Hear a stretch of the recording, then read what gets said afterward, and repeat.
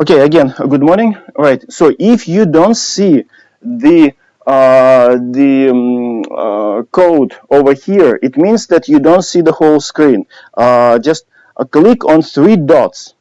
Click on three dots, and there is an option. See the whole screen or fit the whole screen. I don't remember exactly, right? If you click on that option, the whole thing will be visible, right? So over here we have a code, right? And over here you can see the presentation, right? Which we're going to use. Uh, Professor, I clicked the full screen mode and I still can't see the code. Yeah, same here. no, no. Did you use the right click or the click, or you go into those three dots? Dots. Yeah, more actions. And I went to full screen mode and I still can't see it.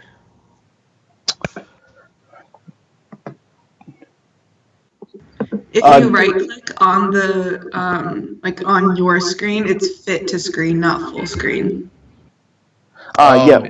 Oh, yep. Okay, I see. Yeah. It's Okay. another effect, as I mentioned, right? Sometimes the software have this strange mode. It tries to follow the lecturer, right, and start cropping parts of the screen, right, to make you, a lecturer, closer to the center of the screen. As a result, parts of the images can disappear, right? Okay, so now it works. Awesome. Yeah, no, it does. Right. Okay. All right. So yesterday I made that video, right, of yesterday's class, except for a small portion right after the break. It's all on YouTube, right? So if you need, you can watch that. Right? All right. I hope today's class will be also available, but today I'm trying a different format and technologically. So we'll see how it works. Right? Okay. So let's start. Where is my flipper? Right here. Right. I started recording. Yeah, so today we will dive deeper into the world of electricity, right? And today we need to introduce the idea of the electric field, one of the most fundamental quantity in physics overall, right? I don't know, it suddenly started, I lost the sharp edge of myself, but okay, I don't have time to fix it. And so, let's start. I think I know. Okay, yeah. Right, so these are chapters. It's chapter 22 and a little bit of chapter 23. Right. And first, all right, so in physics 1, you remember we had tons of different forces, different in nature, right? Friction, tension, right? Normal forces. And these forces which I just mentioned, right? Friction, tension, normal force, what else? Something else, right? They all contact forces. And it's not that difficult to understand, comprehend them, because in order to exert these forces, there must be a physical contact between objects. Right? So pushing and pulling, right, as a result, these forces will be exerted from one object to another one. Right?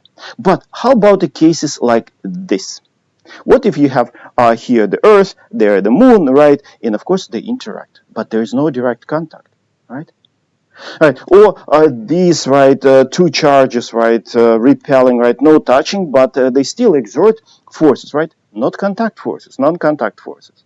So how can we describe this? And of course, in old days, people, of course, had tons of reasonable logical questions about these forces, right? For example, how this Earth interacts with that moon, right? So, for example, what's the mechanism?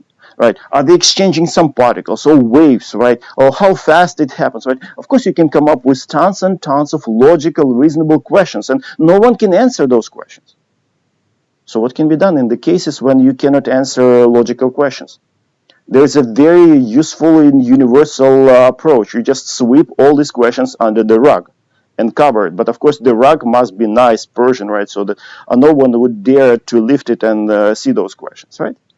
So how can that approach be used here, right? So in order to avoid answering those questions, researchers, physicists, right, they introduced the third party in order to explain, for example, in the interactions of the Earth and the Moon. So what do I mean by the third party? The first party is the Earth, right, which exerts force on the Moon. The second party, of course, the Moon. And the third party is this gravitational aura around the Earth, which we call gravitational field. And now, with the presence of the field which is created by the Earth, we can say that the moon interacts directly with the field. So there is the moon, right? Okay, there is the moon, and it interacts with the gravitational field at the point where the moon is. So now we kind of introduce a direct interactions, direct contact between now the field and the moon, right?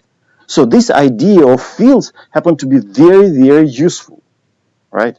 And then later on we will introduce the magnetic field, but today it's all about the electric field, right? Electric field. So, but this is the idea. But of course, this introduction is in terms of blah blah blah. But of course, we're all here sort of science majors, right? And we will never be happy with just this blah blah blah introduction. So we need to be quantitative. We need to introduce some expressions so that we can calculate something, compare fields, right? Design properly stuff, and so on, right? So we need to properly introduce the idea of the electric field with an expression, right? So the question is, how can we introduce the electric field? Right.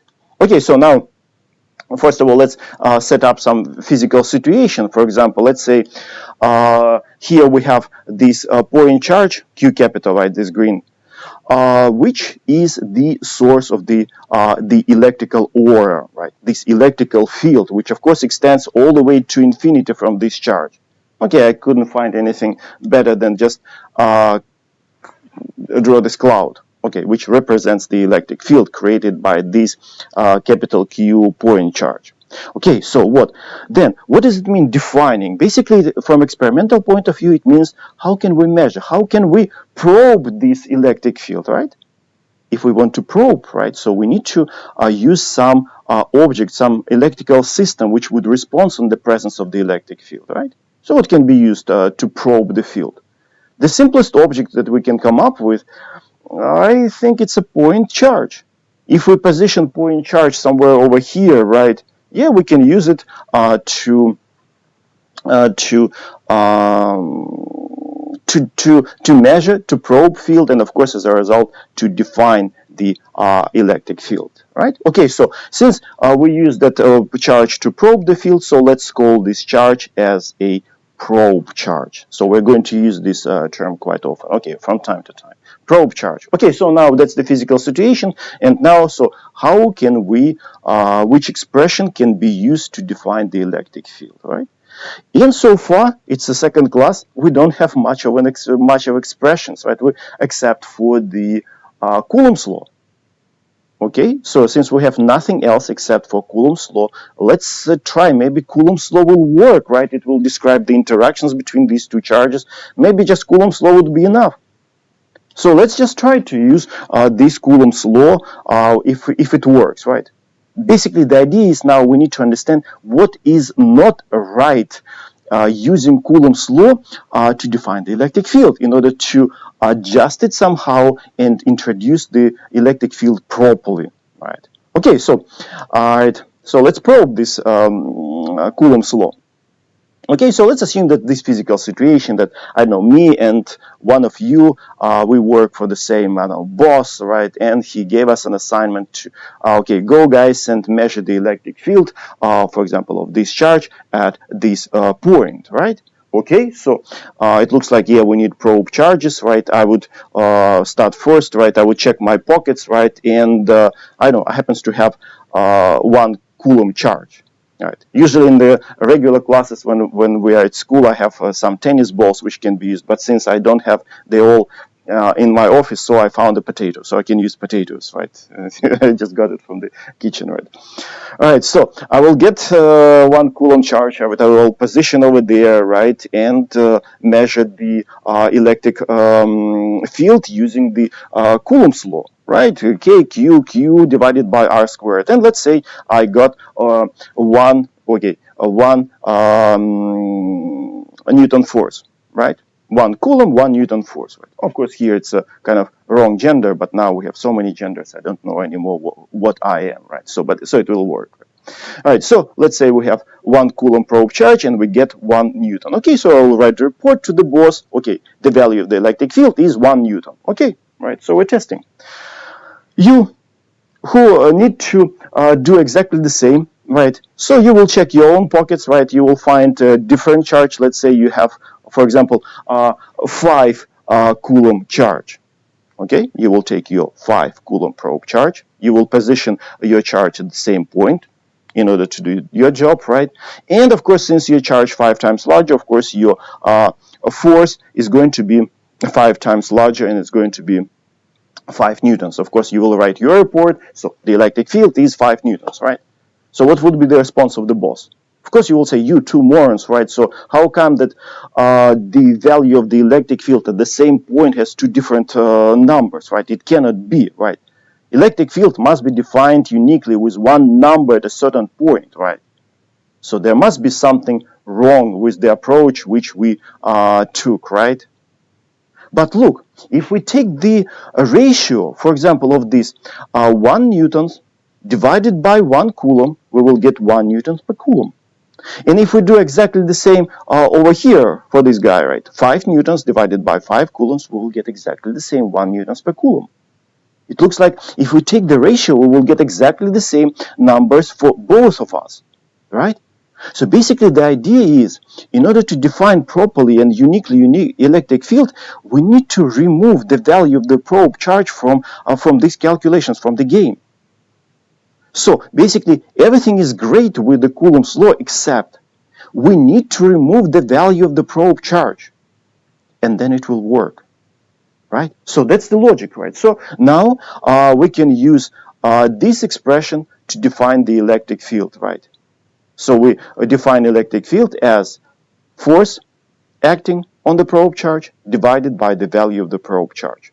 So that anyone can use any probe charge to find the electric field, right? You can use 1 coulomb, 5 coulomb, 0.1 coulombs, whatever charge you have in your pockets, right? You can use it, and you will be able to find the same electric field at a certain point, right? So that's the logic. That's the definition of the electric field. Force acting on the probe charge divided by the value of the probe charge. But it's not the whole story. Look, if we have, for example, if we use positive probe charge over here, right? So of course the electric field will point that way. Will point that way, right? But if, of course, assuming that this Q capital is positive, but if we use, for example, negative probe charge, the electric field will point that way. We have ambiguity. We have two possible directions, right? So which is not good. Definition of any quantities, any things must be unique, right? Okay, so in order to get rid of this ambiguity, right, physicists introduced a new convention. Second class, the second convention, right? It's it sounds horrible, right? But yeah, from time to time we will use a new convention, right? And of course, the rest of the world must follow that convention, right? Of course, you can use different approach, but of course, every time you have to explain to people your approach, your quirkiness, right? Okay, so convention is that everyone who wants to measure or measures the electric field must use a positive probe charge, right? Only positive probe charge is used to measure and probe the electric field, right? No negative probe charges. So it's just a convention. Okay, it's the first restrictions on this probe charge. Now, second restriction. What if we have, for example, now I got 2 potatoes, right, from my potato bag, right? So and they're reasonably comparable in size, right? So let's say that this potato is the source of the electric field. It's a point charge, basically, right? And let's say I grab a probe charge, basically of a similar value, right? Let's say 1 coulomb and here 1 coulomb, right? So I'm holding the probe charge, and this source of the field is sort of free to move, right? And let's say I take my probe charge, put it here to measure the electric field. What will happen in this case? Of course, since they're comparable, this source of the electric field, it will just fly away, right? Basically, what happened in an attempt to measure field, we just destroyed our system. Okay, not destroyed, but significantly changed it. We wanted to measure the electric field of that created by that potato, right, when it was at that particular point. But bringing the probe charge, we just basically significantly changed our system, which shouldn't happen in real life. So, in order to avoid this effect, destroying the system or changing significantly system, we have to impose the second restriction on the probe charge. The probe charge must be smaller relative to the charge which creates the electric field, right? So the second restriction, the probe charge must be small. It's like if you want to measure the temperature of water in a bucket, right? Of course, you can bring a gigantic thermometer, stick it in, right? But the temperature of thermometer will change the temperature of water, and your measurements will be garbage, basically, right? And of course, in the real life, we will take small thermometer, we'll stick it in the bucket with water, right? Of course, that thermometer will change slightly the temperature of water, but that will be within experimental uncertainty, right? And it's fine. So, in this case, probe charge must be positive and small. Okay, so now with this expression and these two conditions, that's basically strict definition of the electric field. So now we can put that sticker, right? So this is me, electric field. Right, okay, so that's the definition of the electric field, and of course this expression can be used to find electric field created by any system. Okay, next, all right, and of course electric field is one of the fundamental quantities in physics, right? Like magnetic field, electric field, right? But it's a fundamental quantity. But what about units? Of course, we're going to use still SI units, right, in this course, right? But strangely enough, it's a fundamental quantity, but there is no special unit for the electric field, right? So there's no special unit, and what we use to to show that this quantity is an electric field, just the newtons divided by coulombs, right? So units of the electric field, newtons divided by coulombs, which is kind of strange because in a few weeks we will introduce magnetic field, right? And of course, magnetic field, again, it's another fundamental quantity, but the magnetic field has a special unit. The special unit was given to the magnetic field. Of course, it's Tesla, named after that great guy, right? Not after the car, right? So how come that we have two fundamental quantities, right? Electric field, magnetic field. Magnetic field has special unit. Electric field doesn't have a special unit, right? It feels like a electric field being discriminated, right, in terms of the special units, right? Okay, I think the logic is in this. A magnetic field, okay, electric field is it's a conservative field, right? And as a result, we can introduce in a few classes we will introduce electric potential. And usually in our everyday life, right, researchers, experimentalists, right, technicians, right, engineers, most of the time they use potential, electric potential, not electric field. Electric field is used mainly by theoreticians, right? As a result, since not many people used electric field, so there is no point of introducing the special unit. But the magnetic field, since magnetic field is not a conservative field, right? You cannot introduce potential. So everyone must use the magnetic field, right? So it doesn't matter if you're a theoretician or experimentalist or engineer or a technician, right? Everyone must use the magnetic field. So as a result, to simplify a life of people, right? So it makes sense to introduce the special unit so that you wouldn't have to use bunch of units, like in this case, newtons divided by coulombs. Right? They just that's I think that's the logic, right, of this discrimination between these two fields, magnetic field and electric field. Right. Okay, so no special unit, so the units, newtons divided by coulombs. Units of the electric field. Right, so now we introduced, I think, properly the electric field. Now, as I said, we can use this definition to define electric field of any object. So what's the simplest electrical system? Point charge. Right, so let's write down the expression for the electric field created by a point charge. It's very simple, right? So let's assume that we have this. This is the source of the electric field, right? Q capital. So what do we have to do in order to probe the field? Of course, we will take a probe charge. All right, sorry. All right. We will position their probe charge, right? Measure the electric force, take that force divided by the value of the probe charge, and that will give us the expression for the electric field and the value of the electric field, right? So, all right, by definition, all right, so F divided by the value of the probe charge. F we can easily write, it's a Coulomb's law, all right? KQ, capital Q small divided by Q small. Q small gets cancelled, right? And as a result, we're getting the expression, which we're, again, it's an expression for the electric field created by a point charge. Don't even think about using this expression, for example, to write down the electric field created by a capacitor or something else. It's only for a point charge, right? Only for a point charge, right? So let's frame it.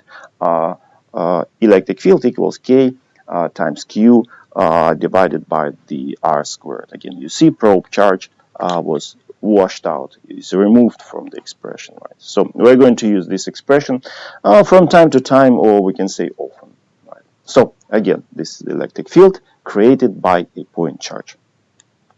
All right, so now what's next? Yeah. Okay, so now we introduce the electric field, right? So next, electric field, of course, is invisible, right? Magnetic field, electric field, right? They're invisible, and of course, it's a good idea to have some lines, to have something which can be drawn on a whiteboard or on a paper, right? So we can quickly look at the field, so we can tell where the field's stronger, where the field weaker, what are the directions, and so on, right? So visualization is very, very important. It makes our life significantly better and easier, right? So what can be used to visualize electric field? Right, so we already developed this approach using probe charge to probe the field, and of course we can map the field. Usually the first lab in this course is a mapping the field. So what is that? So you will assume that somewhere over here there is a point charge which creates this electric field, right? And then you will take your probe charge. I use my potatoes, right? You'll take your probe charge, right? Position at a certain point, right? Measure the electric force divided by the value of the value of the probe charge, and you will get the value of the electric field, and you will draw the vector, right? Then you move your potato probe charge to a different spot, do exactly the same. You'll draw a small vector, then position potato probe charge somewhere else, again, electric field, and so on, right? So, of course, after spending quite some time, right, you will end up, for example, with this picture, with this map of the electric field created by this positive probe charge, right? And you see, how many pieces of information can we get out of this picture? Two, of course, right? So first of all, in the length of these arrows, right, of these vectors, from the length of these vectors, we can get information about the strength of the electric field, right? So the longer vector, the stronger the field, the shorter vector, the weaker the field, right? So one piece of information about the strength of the field. And also, of course, directions, right? If it points that way, so electric field that way, points that way, electric field that way, right? So that's what we can get out of this picture, two pieces of information, right? And of course, similarly, we can map the field created by a negative charge, right? Exactly the same situation, but directions are just gets reversed, right? But you know what? Try to map this field, right? Even just try to draw, if you start drawing, right, this vector, then shorter, then this, and the shorter, longer, shorter, right? If you start drawing this on a piece of paper, in 10 seconds, you will start getting kind of annoyed. In 20 seconds, you'll start getting kind of angry, right? And I guess in a minute, right, of trying to draw pictures like this, you will get so mad, you'll just draw these radial lines, right, from the center, from the source of the field. It's just normal natural response of our system, right, to some boring kind of work. And I guess that's what happened to Faraday's, 150 or 200 years ago, when he came up with a slightly different approach to visualize this electric field. Instead of these vectors, he just connected, for example, these vectors, right, with the radial line. Like I said, when you get angry, you just draw this bunch of radial lines. And I guess that's what happened to Maxwell, or in Maxwell, Faraday. And as a result, he ended up with this picture, which is much easier to draw than drawing all these vectors, right, getting angry. Right? So it's much, much convenient. It's much easier, right, to draw this. But it looks like we can have troubles, right? So over here, we could extract two pieces of information: strength and the direction. In this picture, I can see directions, right? Yeah, directions this way, that way, and so on, right? So directions are there. Where is the strength? Because we remove the vectors, so we don't see the length of the vectors anymore. As a result, it looks like we lost very important piece of information. It looks like, oh my God, we're in a slight trouble, so maybe not so slight. But actually, we didn't lose that information completely. Look, we just moved that piece of information from the length of the vectors into a different idea. Look, if, for example, I am over here, so density of these electric field lines is kind of small. It means that electric field over here is going to be weak. But when I get closer to this point charge, right? So of course, density of lines now is larger. And it means that electric field is stronger. So information about the strength of the electric field has been moved from the length of vectors, in this case, to the density of lines. Density of my electric field lines is larger, electric field is stronger. Density is weaker, electric field is weaker, right? And of course, it's much, much easier to draw the picture like this. And of course, in the case of a negative probe charge, you will get this situation, right? Right, the only difference, so these electric field lines, they start on the positive charge and end on the negative charge.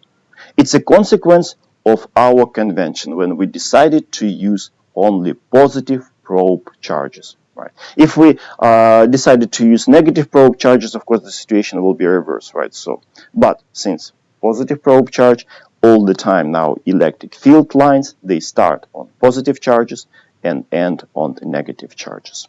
Period. Start on positive charges, end on negative charges. Right. Electric field lines.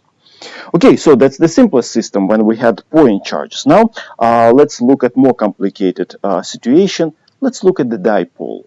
We're not going to use dipoles, but in order to show more complicated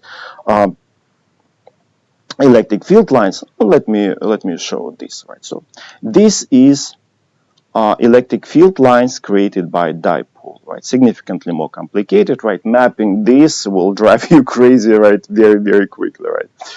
Right. So you see, what is dipole? Basically, a positive charge, for example, let's say 5 plus 5 coulombs, and a negative charge, minus 5 coulombs, right? The same in absolute value, but opposite in sign. And you see how complicated electric field lines now. And now electric field lines are not straight lines like in the previous case. They kind of curved, right? So now, so let's try to extract.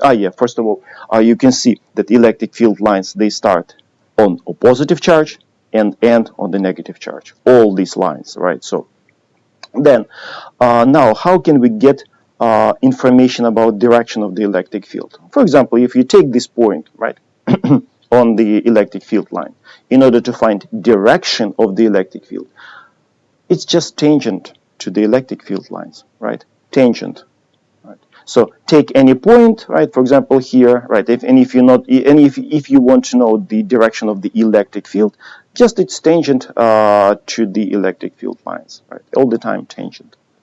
And of course, as I said again, where is the strength of the electric field? In the density of lines, right? If, for example, I take this, right, density of lines kind of reasonably weak, so the electric field is going to be reasonably weak, right? If I take, for example, this point, right, okay, this area, right, so density of lines is larger, and of course, the electric field is stronger, right? So just by giving just a quick look at this picture, you can tell immediately where the electric field is stronger, where is the electric field weaker, what are the directions, and so on, right? So we should be very comfortable reading the electric field lines, and usually students don't have issues. Okay, so that's the visualization, and now I think it's probably the question. It's time for the clicker question. Yeah.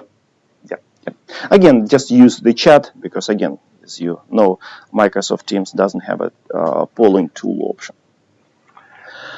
Right. So what do we have here? We have this imaginary square, right? So you see, imaginary square, and in this corner of the square we have a negative charge, and in this corner of the square we have again exactly the same negative 2 Coulomb charge, right? And so we need to get information about the electric field at the center of the square, at this point, right? So we need to tell which direction of the net electric field. All right. So we have 4 options: A, B, C, and D, right? So and the last option, electric field at the center, is 0. So which option is correct, right? Again, it's about the net electric field, because now we have field created by this charge, we have electric field created by this charge, and of course we have, as a result, superposition of 2 fields. So we need to use principle of superposition. So what will be direction of the electric field at the center of the square, or 0, right? Okay, so use again the chat, right? Give your answers, right? I will give you like half a minute, right?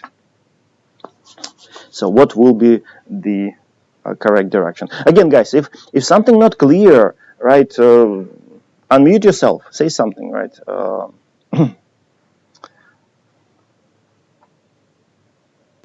Professor, would you mind moving over to the right a little bit, because your camera is kind of focused on the left side of the screen and I can only see half of the... Okay, again, in order to avoid that effect, right click, make the right click, right, and choose feed the screen, I think.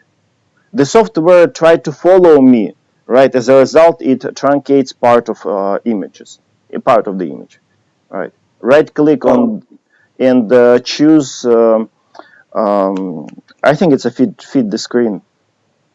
Yep, I got it. Thank you. Yeah, it will stop doing it. Yeah, it's very annoying, right? The software tries to put me at the center. When I go to the edge, it starts cropping the image.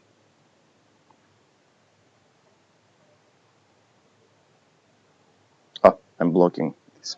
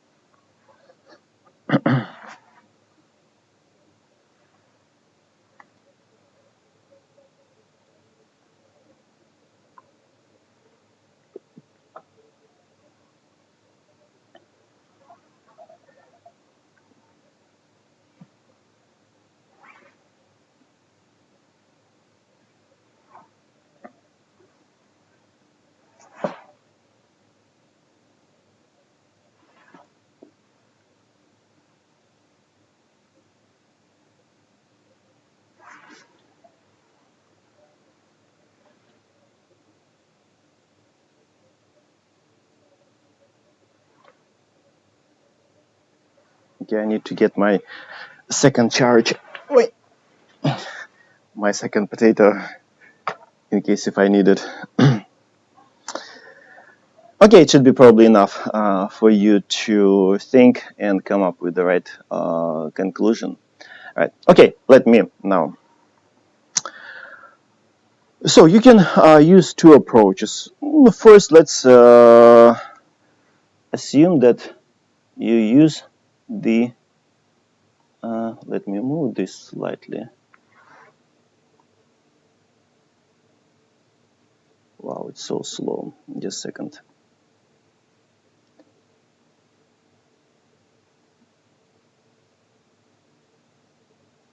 I'm just trying to make some changes, right, to make my life more convenient. Okay, so now, of course, yeah, as I said, you can have two approaches. And the first one, let's imagine that we have a probe charge, of course, small positive probe charge, and we're going to position it at the center, at the place where we want to find the information about the electric field at the center, right? And then all right, so first we're going to discuss interactions of this charge with the probe charge, right? So this is negative, probe charge is positive. Of course, the electric force is going to point towards the negative charge, and of course, when you divide it by the value of the probe charge, direction of the electric field will be also from the probe charge towards this negative charge. So the electric field will be that way, all right? So that's the contribution of this electric charge to the net electric field at the center of the square.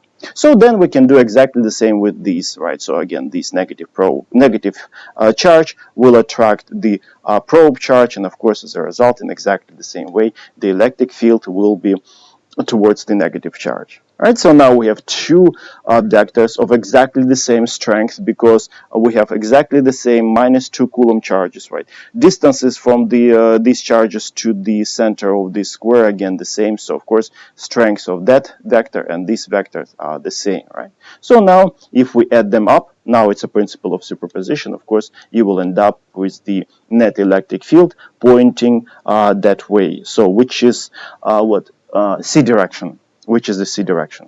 So it's one approach you can imagine using probe charge, or you can use the idea of the electric field lines, which in my opinion is probably easier, right? So this negative charge, negative point charge, of course, electric field lines are towards the negative charge, right? From all directions towards this negative charge. And of course, near at the position of the center of the square, right, at that point, of course, electric field lines will be towards the negative charge. It means that that will be direction of the electric field.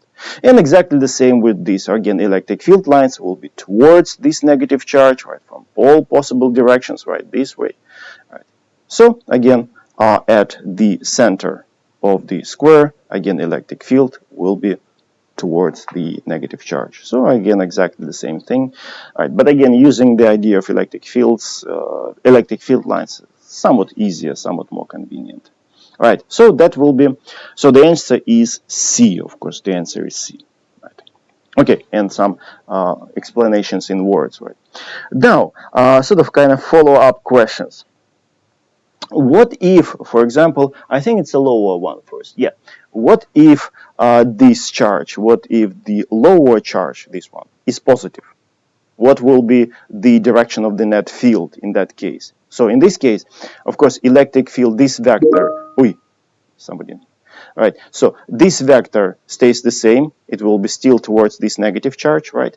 But electric field created by this positive, now this charge is positive, of course it will be that way, right? Now it will be that way because you remember electric field lines created by a positive charge, they go away from the positive charge, right? So as a result, electric field will be that way. So now we have one field this way, one vector that way, one vector this way. If you add them up, of course, you will end up with the vector straight up, which is option A.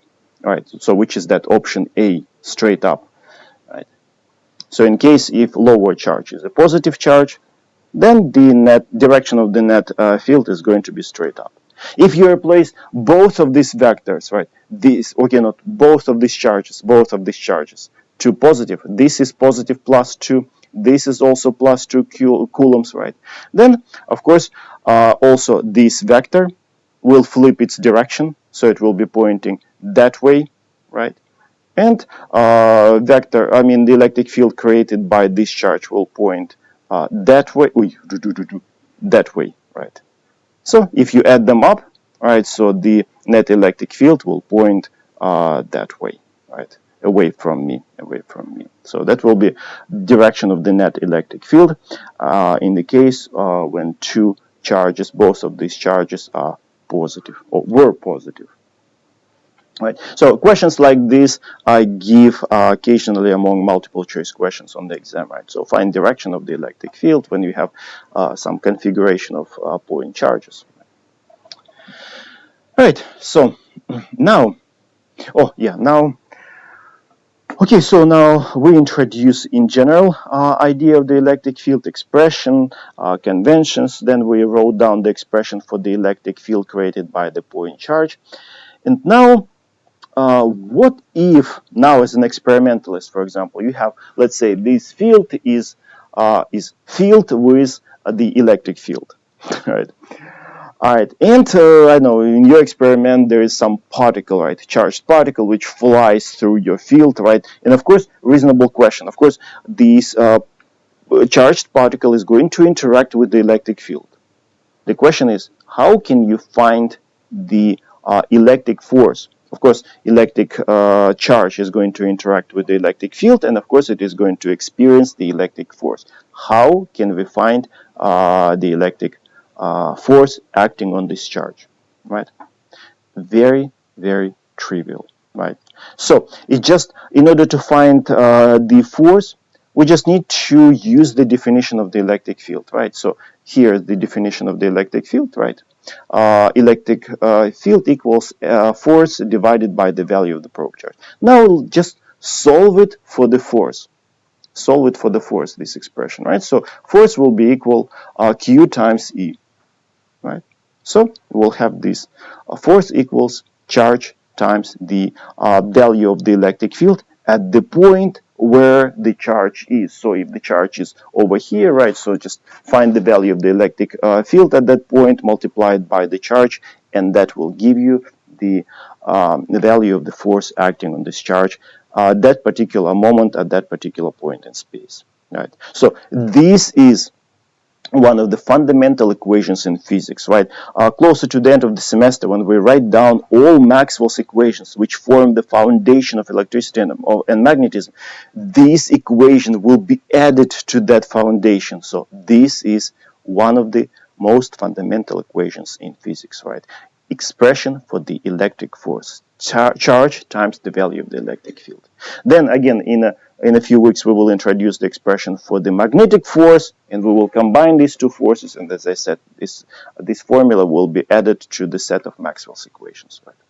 Okay, and all right, so it's now very easy, right? If you know electric field everywhere, just take the charge, multiply by the electric field, and you will get the force. So it's very, very trivial now.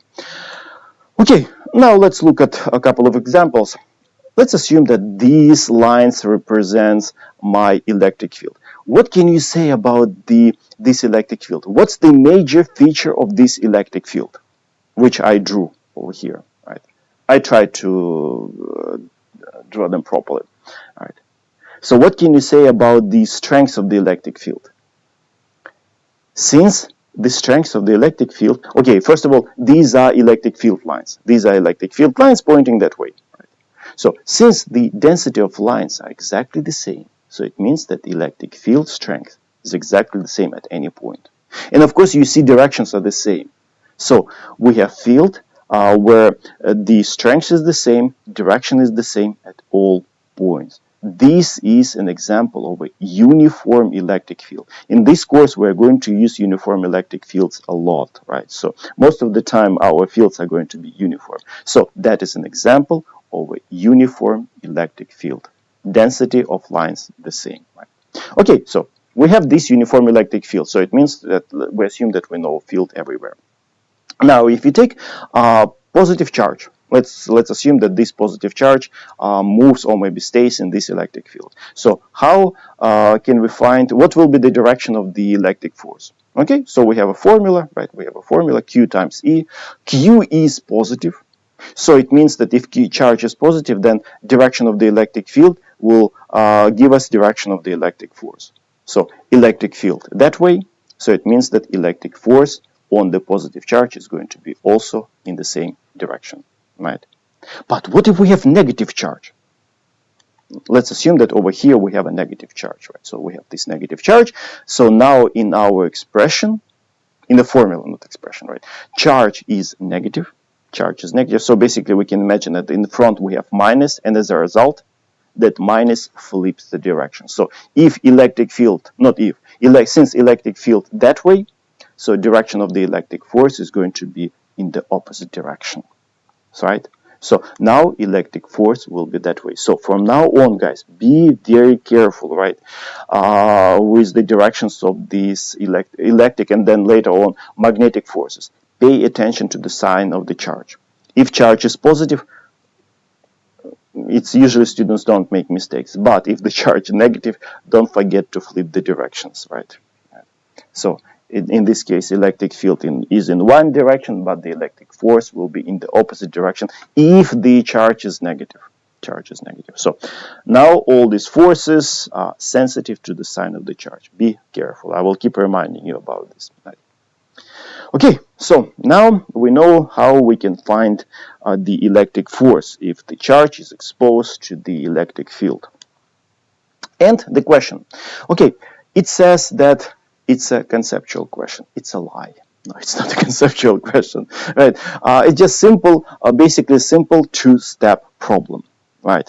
But I like this question, right? So let's imagine this situation. So we have what? We have a uniform electric field, right? We have uniform electric field, and there are two parts of this problem, sort of like two experiments with 2-point charges. 1 point charge is 4 coulomb, the other one is 6 coulomb. So I have two potatoes, right? So first I will take only 4 coulomb charge. 6 coulomb charge I will put it aside, right? So I will take my 4 coulomb charge, right, position in my electric field. And I can measure, and let's say I measured the value of the electric force, let's say 12 newtons. So first part of my experiment, 4 coulomb, right? 4 coulomb. Yeah, 4 coulomb charge gives me 12 newtons force. First part of the experiment is done, right? So we need to remember this. Now I will take my 6 coulomb charge, 4 coulomb charge, I put it aside, right? So now at the same point I will position now 6 coulomb charge. And I want to know what will be the value of the force acting on the 6 coulomb charge now. All right. So basically, it's a two-step problem. It's not a conceptual question. Okay, give it a try. All right, and then I will give you a minute, and then we will discuss that quickly, and then we will probably take a break. Right.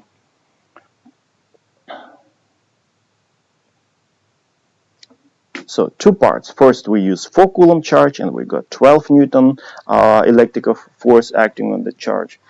Then we put the charge aside, and then we use 6 coulomb charge. What will be the value of the electrical force acting on the 6 coulomb charge?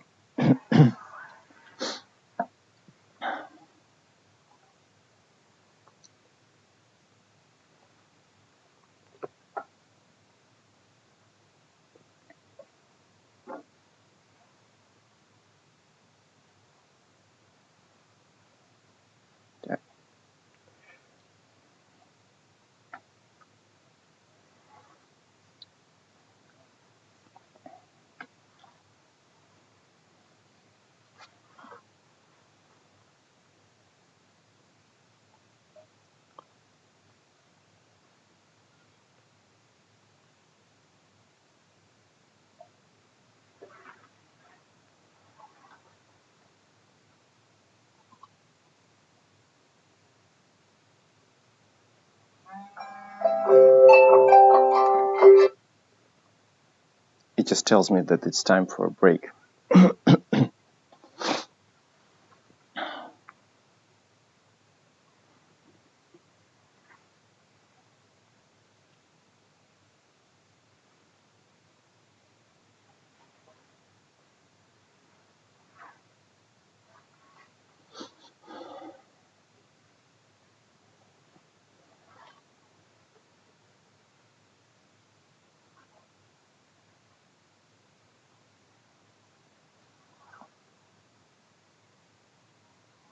Okay, I think it should be enough. So now let's just quickly discuss it, and then we will take slightly less than 10 minutes break.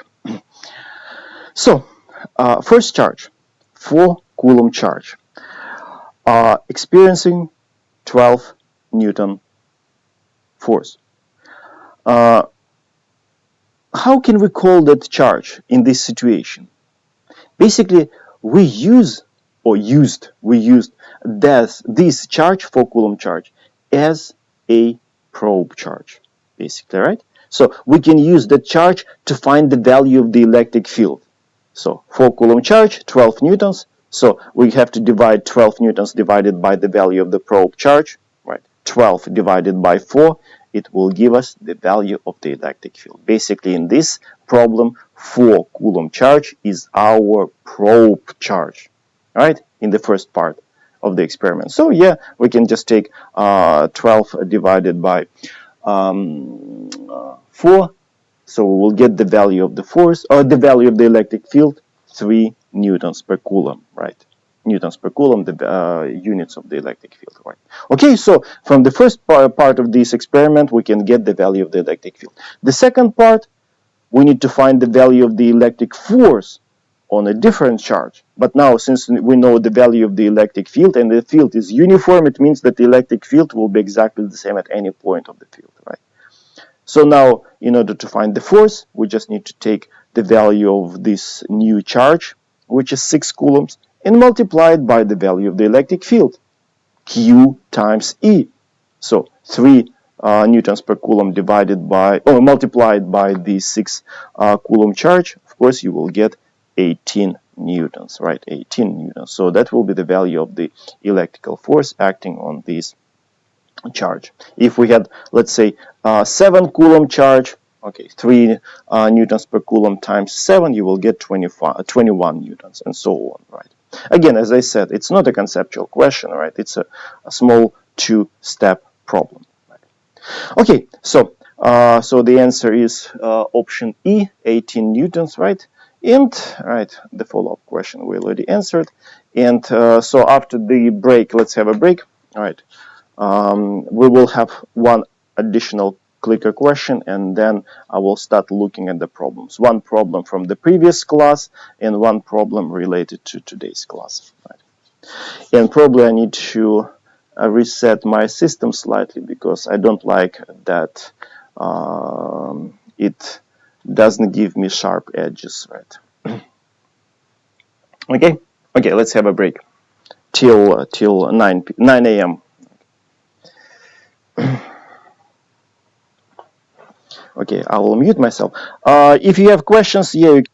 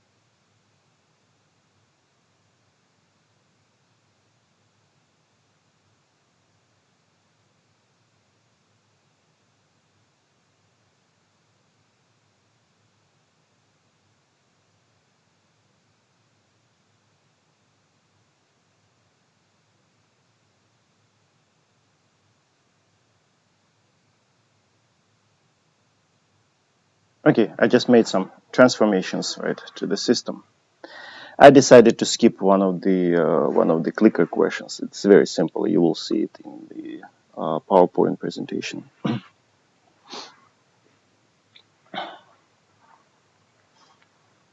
Again, as I said, if you have any questions or any comments, right, say that.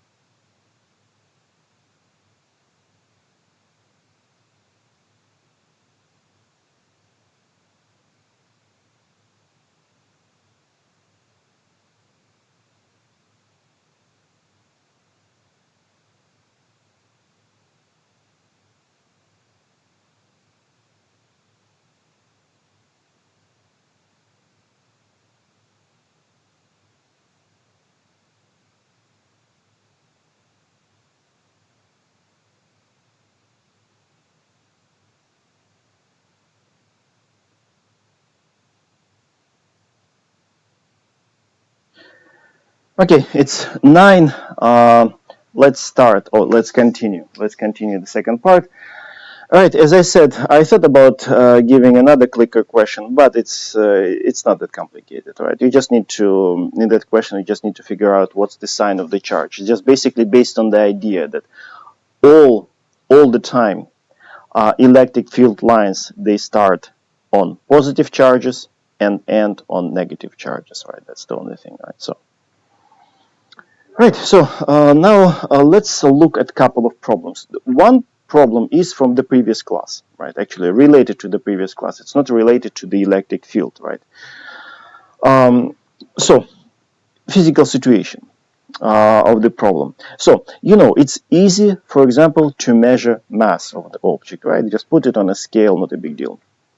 Measure length. Also, you have a ruler, right? You can easily measure. But how can you measure charge? It's significantly more complicated situation, right? So you need to have special devices, right? And it's not that trivial. But you can easily set up a simple experiment and calculate the charge, calculate the electric charge of some object. So in this situation, we will have this thing. Let's assume that we have two identical balls, right? Let's charge one of them, right? Then we can touch them, and of course, the charge will be shared. Exactly the same charge Q will be on this, and exactly the same charge will be on that. So they're equally charged, Q. But Q is not known. Eventually, we will have to find the value of the charge. Then we assume that we know masses, so masses are given, and then we will attach two cords, or two strings, and we will hang them from the same point somewhere in the ceiling, right? And then if you release these two balls, right, what will they do? Of course, since they are equally charged with the same, let's say, positive charge, for example, of course they will repel. They will repel, right? And they will hang at a certain angle, basically stationary. They will be stationary, positioning at a certain angle. So now if we measure the length of the cord, angle, some other things, we should be able to calculate the value of the charge, right? So basically, let's do that. Okay, I will start with the picture. All right, so let's assume that we have, I need to estimate the space. I unmuted myself. Yeah, everything is fine. All right, so let's assume that we have this ceiling, right, and we have two these masses, two balls, right? Longer, right? Something like this. Slightly off, right?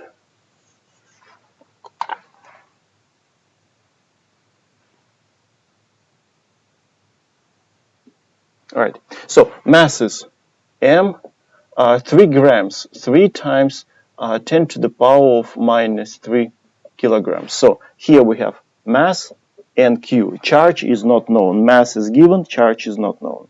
Exactly the same about this, right? So let's say we have mass and charge. All right. Then, of course, we can easily measure the length of the cord, L. L is 1 meter, right? One, yeah. Then, the situation is symmetrical relative to this line, vertical line, so we can also easily measure this angle, theta. Theta is 20 degrees. And this also angle is theta, right? So theta, theta. Right? So this is the physical situation. Let me check if I mentioned everything. Yeah, yeah. And so what we need to find? We need to find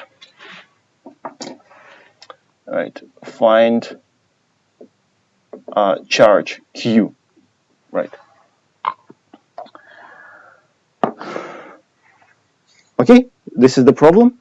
Very similar. There will be a problem in your homework, right? After this problem, I will say a few things about your homework problem.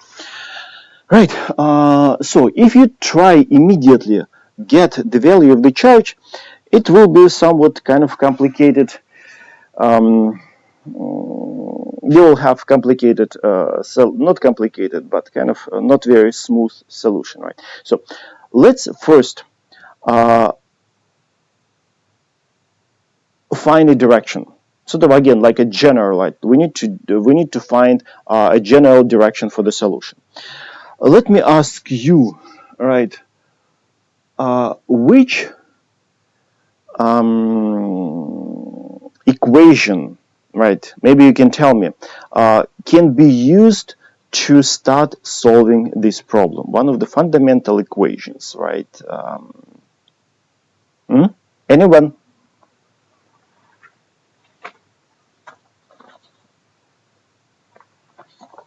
What can be used to start solving this problem? Right, okay, you don't want to speak up, right? So let me give you this. Some of you probably were with me in Physics 1, so for you it will be easier to answer. Which fundamental law can be used to describe any motion of any classical system in the universe?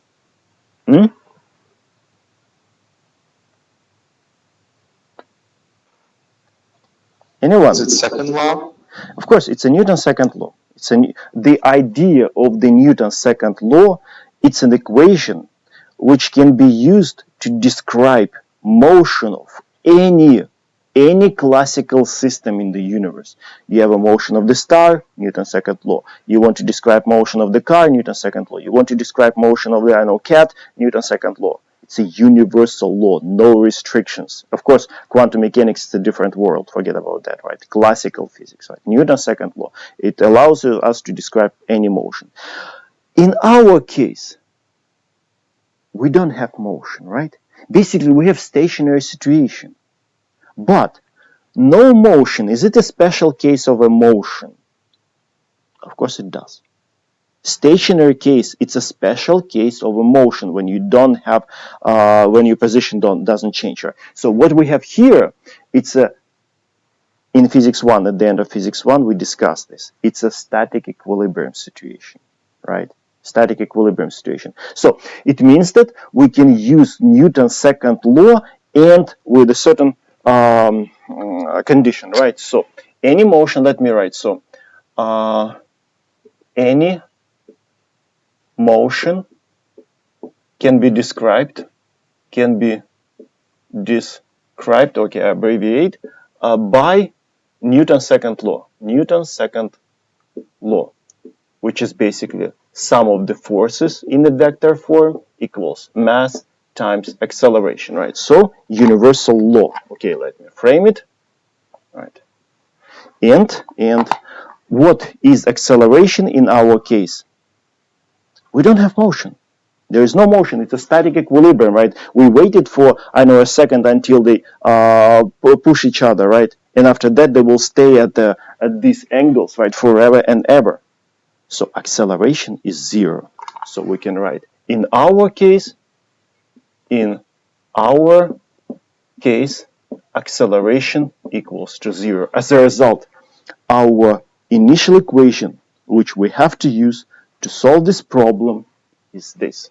So net force acting on the object equals to zero. But of course you can ask which object. We have two, right? It's just whatever mass you want to use here, you use here, right? Mass.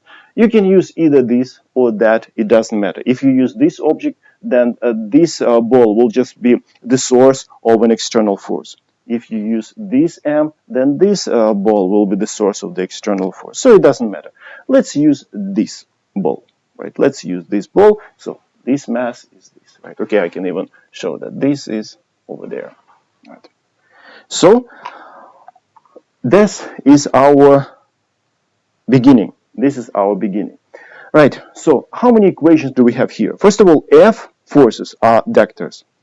Whenever you have to work with vectors, what is the first step?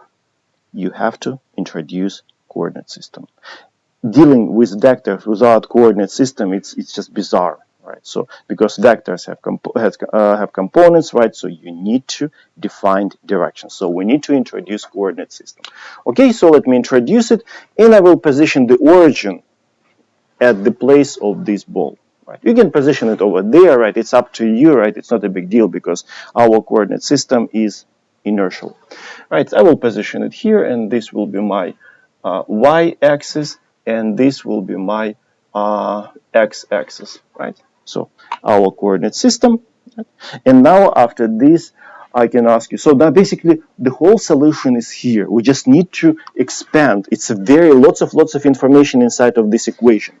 And it's a vector equation, right? So since it's a vector equation in two-dimensional case, right? The problem is two-dimensional. So we're going to extract out of here two equations. One in the x direction and one in the y direction. Okay, so as a result, we can write, right, which equation I used first? Okay, y, whatever, right? So sum of the forces in the y direction must be equal to zero, and sum of the forces in the x direction also must be equal to zero. So that's now we start diving inside of this, revealing all the hidden information, because inside of this lots of information. Now we need to reveal it step by step. So first we're getting two equations, and now we see that we need to draw all forces, right? Basically, this is not a real physics 2 problem. It's basically physics 1 problem where there will be one electric force. Otherwise, it's the end of physics 1. Right? It's the end of the previous semester, basically. It's a static equilibrium problem where one of the forces is an electric force, right? Right, so now, since we see we have to deal with vectors, let's draw all, since we have to deal with forces, we need to draw all forces. Okay, I'm not asking you. Obviously, there is a force of gravity because the whole system is exposed to the gravitational force in the presence of the Earth, so it will be, all right, mg. Right, then, since there is a chord, there must be tension along the chord away from the object. So it means that the tension will point this way. So let's label it as F sub T, tension. Okay, next. All right, these two guys, they're charged. Of course, they're going to interact. They're going to exert, okay, this guy is going to exert electric force on this one. Since they are, let's assume positive, right, or negative, it doesn't matter, right? Of course, the electric force is going to point that way. So let me draw.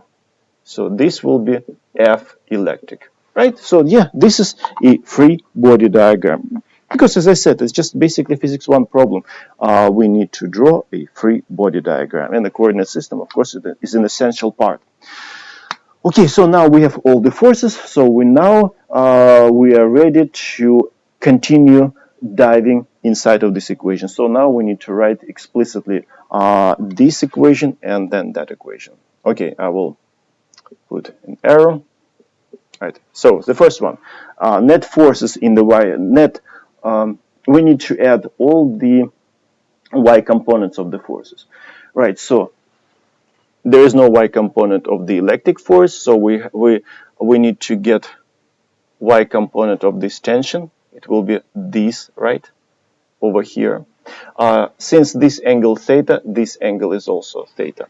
Right. So basically, we just need to find adjacent side adjacent to the angle theta, so we need to use cosine function. So it will be ft times cosine of this angle, and this component points in the y direction, right? You remember the previous class, right? So components can be positive and negative. Since this component points in the positive y direction, so it must go into this equation with plus. So plus ft times cosine theta. So it will be ft times cosine theta. Okay, I will put a plus in front to emphasize that that component, of course, positive, because that component points in the positive y direction. Then, no contribution from the electric because it's pure horizontal, and of course, minus mg because this vector is in the negative y direction, so minus mg. Okay, so we wrote everything which we have on the left-hand side, and now right-hand side is 0. Right, equals to 0. So that's our first equation. Now we need to do the same with the x components. All right, let's start with Fe. Fe pure horizontal, so it's in the x direction, and it's in the positive x direction, so it's a positive component. So plus Fe, electric force. Then no contribution from mg because it's a pure y vector in the y direction, and we need to find the x component of this. Of course, we need to draw this, and this will be the x component. Right? This will be the x component of ft. It points in the negative x direction, so this component must go into the equation with minus. Right?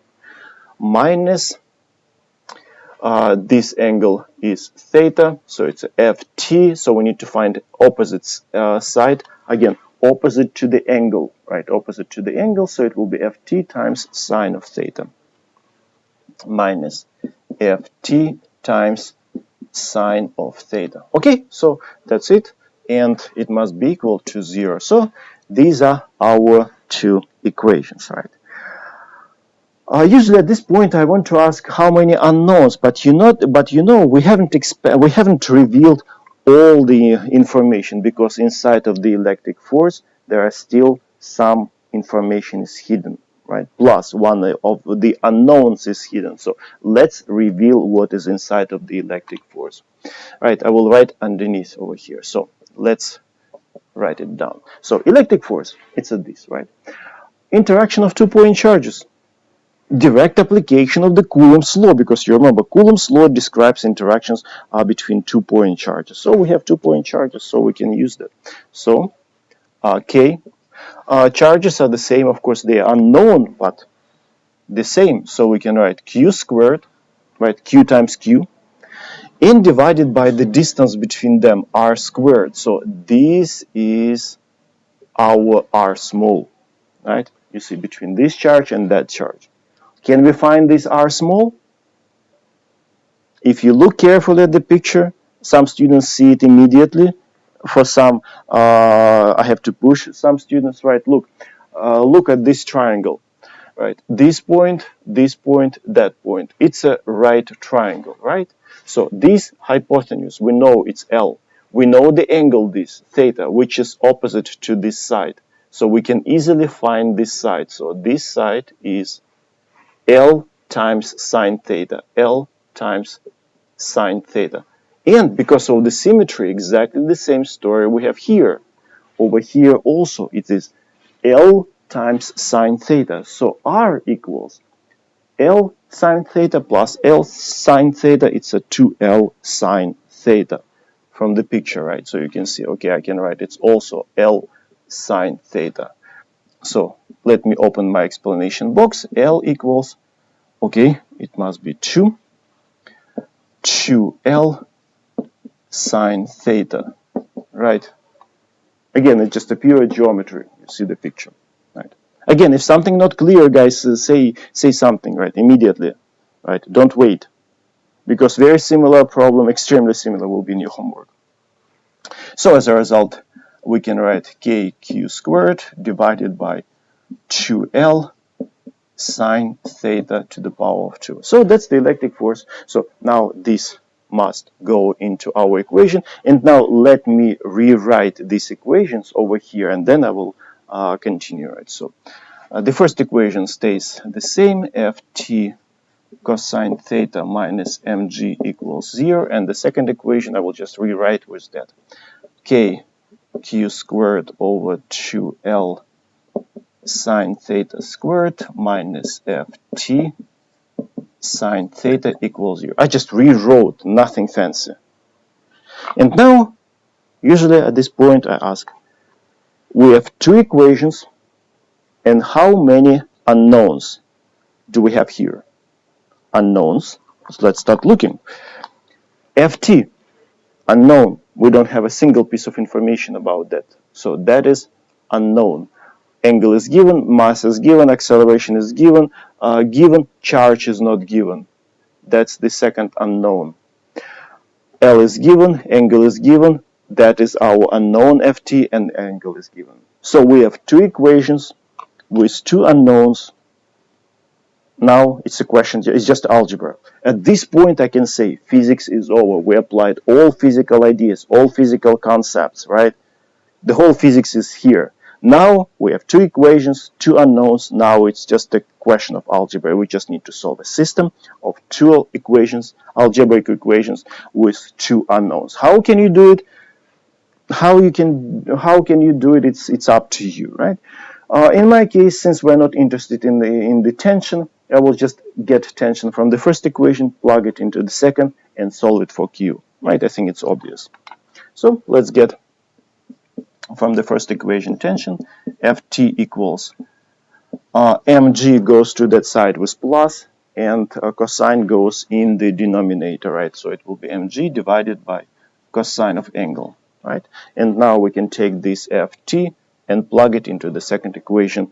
So we'll have one equation with one unknown. So let me rewrite the second equation with this substitution, right? So it will be kq squared divided by 2L sine theta to the power of 2. And you know, this term, you see it's negative, minus ft sine theta. I will move to this side with plus.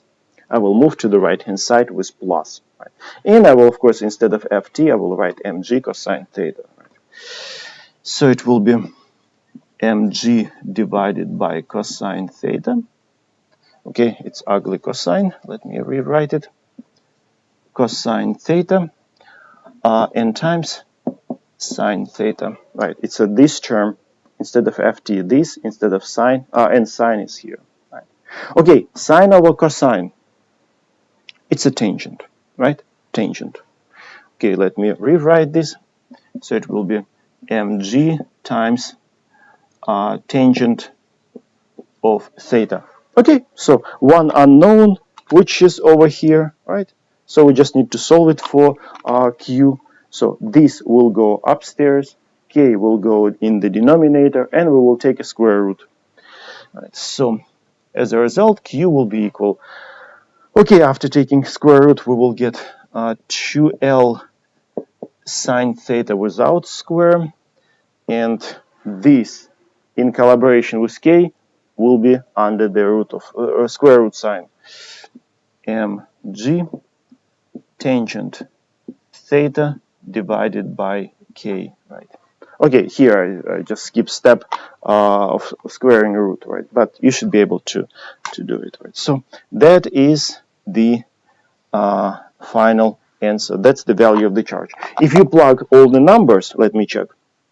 Yeah, that's absolutely correct. So if you plug numbers, which I'm not going to do, you will end up with 0.75 microcoulombs. That's microcoulombs, 10 to the power of minus 6 coulombs, right? Okay, in your homework, the situation is identical. But instead of finding charge, like here, charge will be given in your homework problem. You will have to find the angle. In your problem, you'll have to find the angle. From mathematical point of view, your problem is more complicated. So in order to solve your problem, you will have to make one assumption. And of course, the book says, assume that this angle theta is small. Small, it means that you can use Taylor expansion. Some of you familiar with Taylor expansion. Some of you maybe never heard, right? But at this point in college, right, students should be familiar with Taylor expansion. But anyway, so all right, basically all these will be exactly the same. But now instead of sine, right, Taylor expansions, right? So for the homework, right, let me write so Taylor expansions. So you'll have to use in the homework problem Taylor expansions. So in the Taylor expansions, according to the Taylor expansions, if you have sine of x where x is small, of course in our case x will be theta, is approximately equals to x. All right. Then tangent of x, which is small, approximately equals to x. X. And then cosine of x, again where x is small, is approximately equals to 1. Right? It's just the first term I just wrote down first terms in Taylor expansions, right? So in your homework problem, after writing down all equations, you will have to use these Taylor expansions. Otherwise, you will never be able to solve for angle, right? It's just from the mathematical point of view. Okay? Any questions about this? Again, as I said, it's basically physics 1 problem with one of the forces being an electrical force. Of course, this force, right? Otherwise, it's basically static equilibrium, right? And that's how I usually introduce static equilibrium problems in physics 1. Okay, if you don't have questions, then, right, we can move. Next problem. Okay, now I can move this over here. And this is problem now from chapter 23. Now it's related to today's class about the electric field. So problem 3 from chapter 23. So that was from chapter 22 and now from chapter 23. So we need to find now electric field. We just spent the whole class introducing the electric field. So now we are more or less familiar, right? And electric field is created by 2-point charges. All right, so you know what? Let me start with the coordinate system. It will be more convenient for me. So let me estimate the space that I need. So let's say this is y. This is x. So coordinate system. Because again, electric field forces the vectors. Dealing with vectors without introducing coordinate system is just wrong, right? So we have this, and then we have two charges. One is positive, one is negative. Let's assume here we have a positive charge, right? Yeah. I just try to estimate how much of space I need. So this is positive, right? And over here we have negative charge, minus, right? Absolute value of the charges are the same, right? So let's say this is Q1 is 3 nanocoulombs, and this Q2 is minus 3 nanocoulombs. Right. Need to fix the board. Slightly started wobbling. So that's electrical part. Now geometry. This distance is B. 5 centimeters.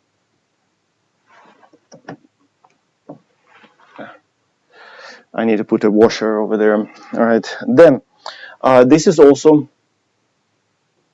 B, 5 centimeters. And this distance, how should I label it? Probably like this. This distance is A, also 5 centimeters. All right.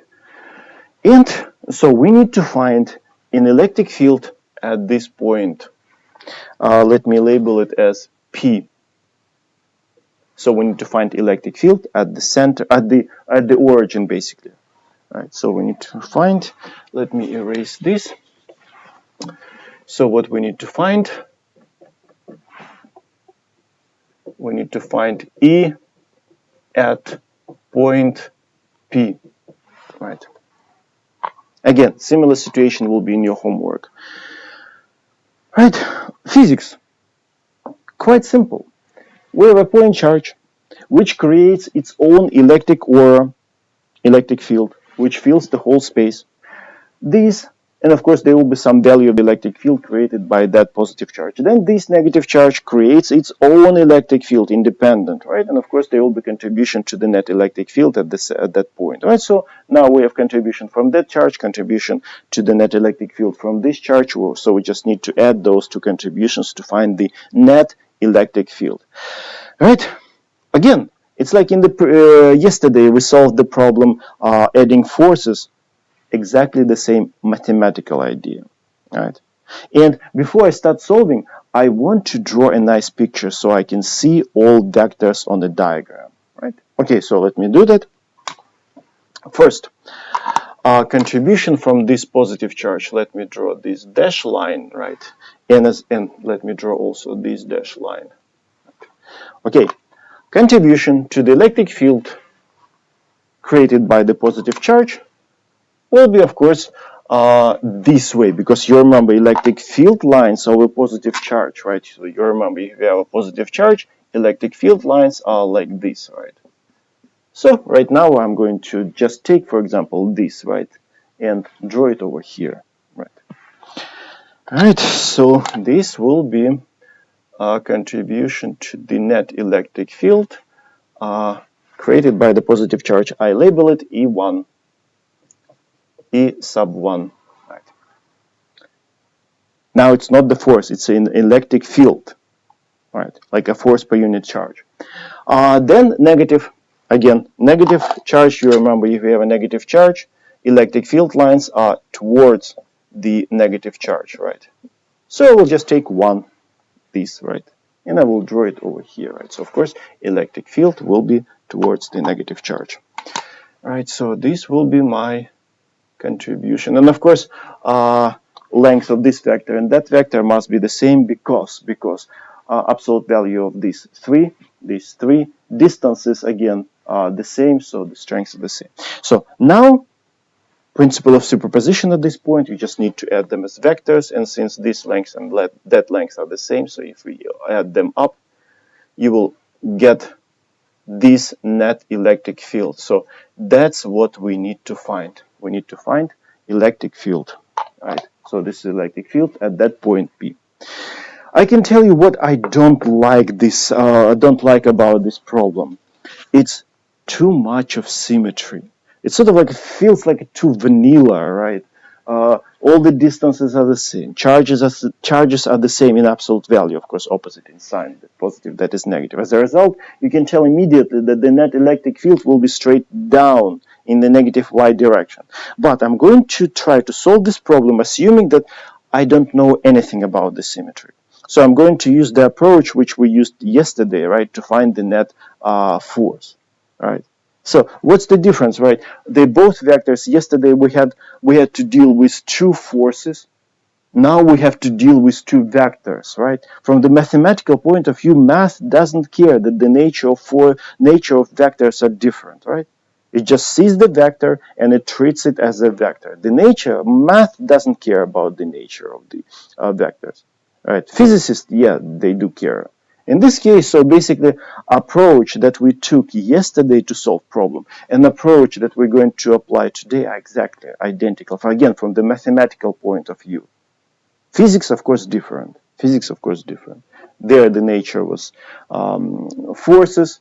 Here, the nature of these vectors is electric fields.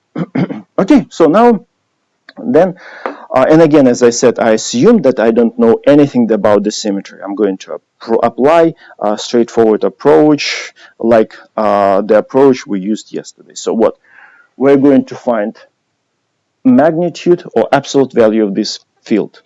We know how to do it, right? We derived the expression for the electric field created by a point charge, right? You remember it was like the third or the fourth slide of today's lecture. Then, once you know the magnitude, you should be able to find one of these angles, this angle or that angle. You should be able to find x component and y component. We will do it.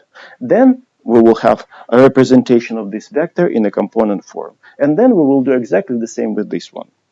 Find the magnitude, we know the expression, and then we'll find components, a y component and x component of this. So we'll have two vectors in a component form. We can add them up easily, right? Because we know how to add vectors written or presented in a component form. Okay, so exactly the same approach like the approach we used yesterday. All right, so after discussing all the ideas about the approaches. So now let's start getting into the details, right? So let's start with E1. So let's find the magnitude of E1. I will probably do it here. Right, so E1, right, expression for the electric field created by a point charge. K, the value of the charge, in this case Q1, and divided by the square of the distance from the charge to the point in question where you want to find the electric field, right? Okay, let me put R1, right? So this will be R1, right? So that's distance from the charge to the point in question, right? Okay, so R1 can be easily found, right? So let me open my explanation box. So R1 squared, this triangle is the right triangle, so R1 squared equals A squared plus B squared, right? Easily. So it will be A squared plus B squared. And let me close my explanation box. And if you put numbers, which I'm not going to do, all right, so as a result, you will end up, okay, I need to hold. E1 will be equal to 5,400 units. There are no special units, it's just newtons divided by coulombs. All right, newtons divided by coulombs. So that's, again, it's the magnitude, it's the length of this vector. So now next, of course, we need to find components. All right, components, you need to project. Right, so this will be the x component, this will be the y component of this vector, right? And so which angle, now we need to introduce either this angle or that angle, the equally good or equally bad, right? Right, so which angle I used, okay, for whatever reasons, I decided to use this angle theta. Okay, so, and of course, by geometry, this angle is also theta, because this angle and that angle, they are vertical, right? So, theta, okay, I will use tangent of theta, it will be b over a, and since b and a are the same, of course, angle will be 45 degrees, right? That's what I said, that's what I don't like about this problem, it's kind of too vanilla, too much of symmetry. So, let me introduce tangent of theta, it will be equal to b over a, and of course, as a result, theta equals to 45 degrees, right?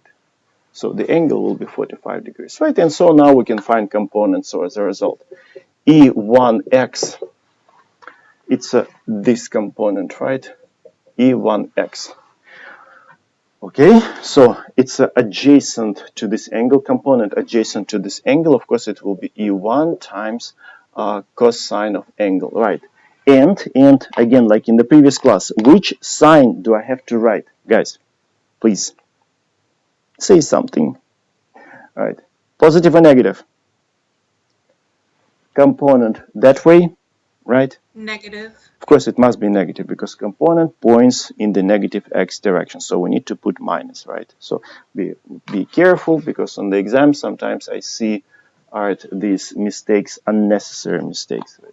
Okay, so of course you can multiply it. It will be 5400 negative 5400 times cosine of 45 degrees, which is 1 over square root of 2. Right. Okay, in my notes I didn't calculate. I left it in this form. And of course, E1y, E1y, it will be E1 times y. It's this side, that side, right? So it will be times sine. And again, it points in the negative y direction, so minus E1 times sine of theta, right? But sine and cosine of 45 degrees exactly the same value, right? Square root of 1 over square root of 2. So it will be again minus 5400 times 1 over square root of 2 newtons per coulombs, right? Okay, so now we have components. This component, let me frame it, right? So that's component representation of the first vector. So now let's do exactly the same with E2. Okay, I didn't label it. So this is E sub 2, right? Again, exactly the same. And because of the symmetry, right, even the numbers are going to be the same, right? So now E2 will be equal K. Q2, I will put the absolute value because again, I'm interested only in the magnitude. Directions I can see on the diagram, right?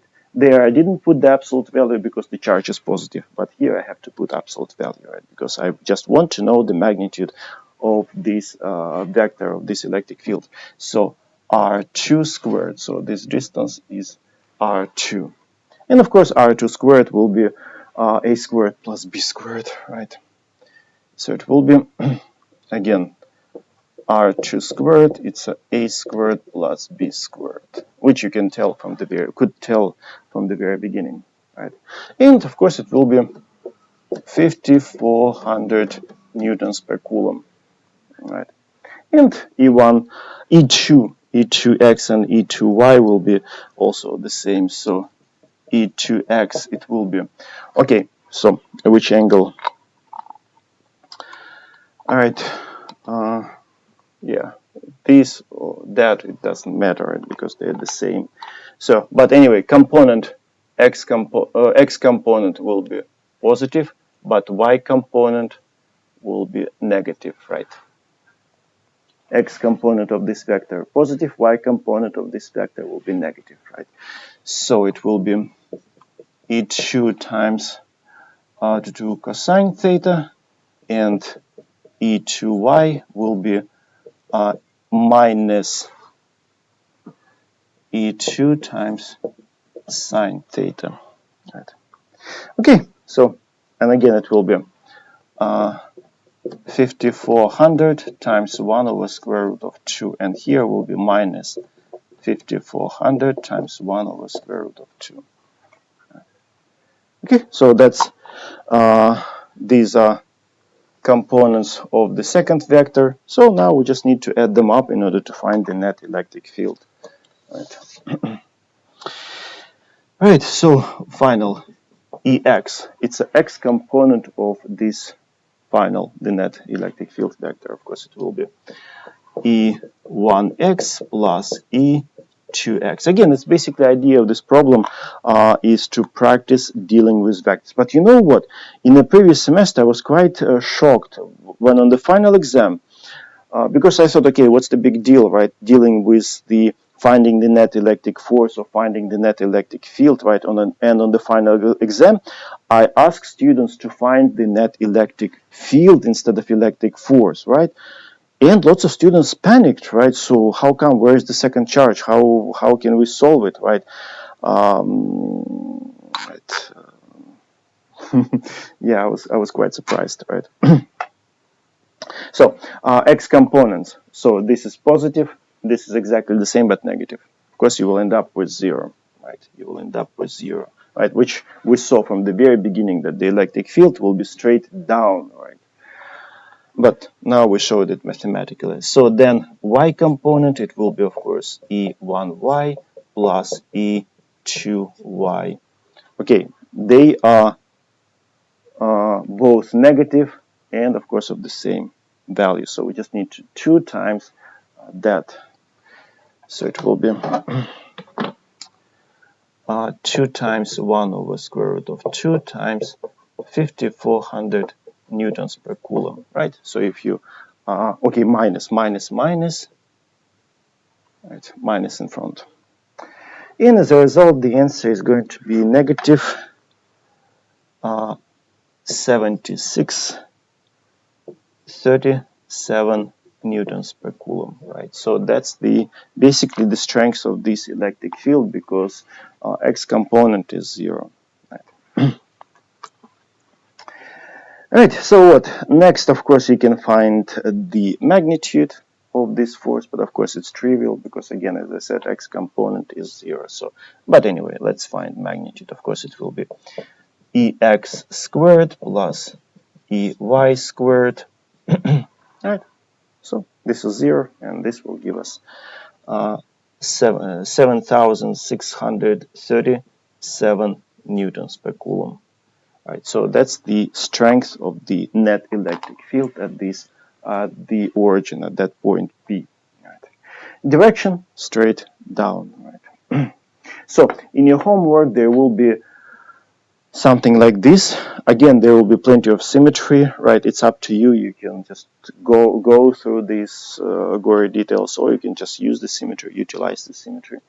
Right. Also, there will be a problem where you have just one charge, right? And you will have to find the electric field, of course, in the vector form, at the point just above, at the point at the angle at 45 degrees over there, right? You know how to deal with vectors. You shouldn't have any problems. But if you do, again, take picture of your solution, send to me. I will look and I will be able to tell you where is the mistake, or where are mistakes, where mistakes are. Right. Right. So yeah, that's what I was planning to discuss today. Of course, I prepared some additional question, but just conceptual. But yeah, I doubted that I would be able to get to this point with what a couple of minutes left. Right. Okay, maybe we still have Professor, yeah. you don't have a preference for the direction in this one, like you said yesterday, right? As long as it comes out to the correct notation. Okay. Read carefully what mastering physics tells you. Right? That's the pain in the neck, right? So careful with what mastering physics writes. All right. Of course, if it's if a human being grades, right, or graded a problem, then of course we can understand, right? So if you expressed yourself properly, we could understand. But the software, right, it doesn't. Right, doesn't know your thinking. Right? So in that case, you just need to follow what mastering physics tells you. Right. Sounds good. Thank you. Right. For me, if you write downward, okay, I understand. Or if you write 90 degrees clockwise, clockwise from plus x, right, I also understand. Or if you write 90 degrees counterclockwise from minus x direction, again, I will be able to understand. And I can tell that you are correct. But software, of course, you know. Right. Okay. Anything else?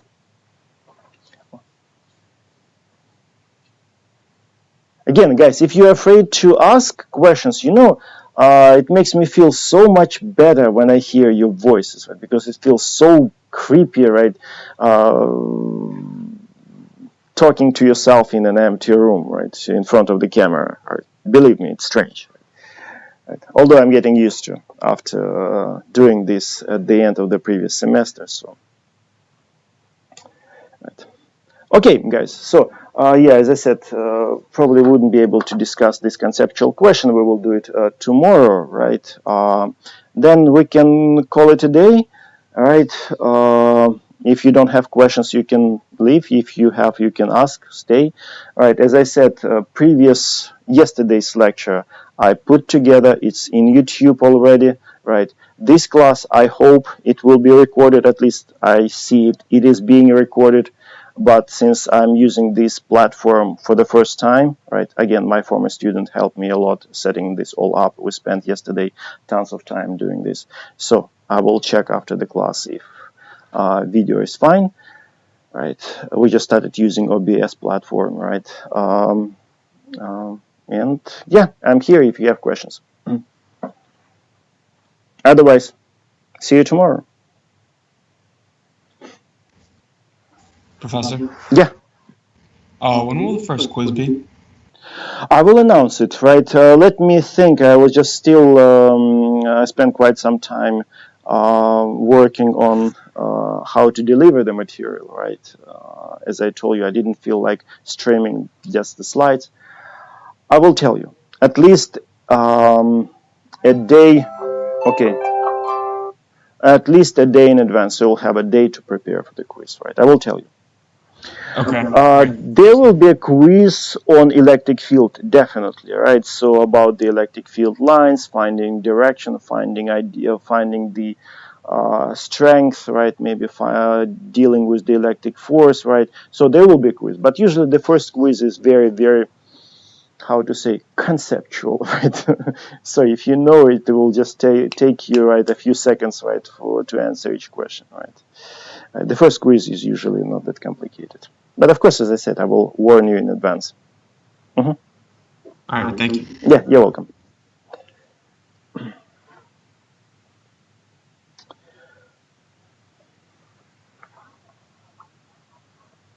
Okay, guys, I will mute myself. But if you have any questions, you can start asking, and I will.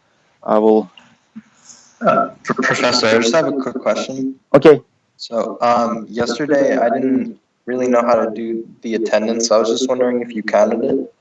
Yeah, especially at the very beginning when you have to learn how it all works. I know myself, right? Sometimes it drives me really happy, right? Figuring out how it all works, right? All right, so yeah, if the once or twice here and there, right, it's not a big deal. It's life, right? We're all humans, right? So just shoot me an email, right? I will adjust it manually at the end, right? I usually make a list of manual adjustments. But of course, if I notice that students start using this manual adjustments too often, right, more than twice, right, more than two times, usually I would tell, okay, you know, it doesn't look good. Okay. Right. Well, Yeah, thank you. just send me an Have a email, good right? day. Yeah, you too.